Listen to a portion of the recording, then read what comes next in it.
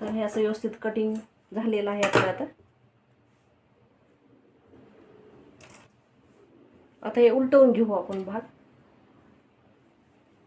हा वरचा भाग पूर्ण इथे टाकून द्यायचा खाली.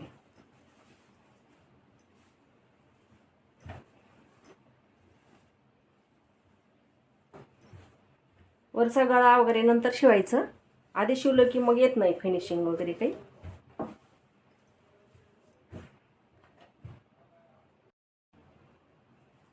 तर हे असं आपलं फायनल लुक झाला. आता ते असं टिप घेतलेली आहे मी, दाब टिप.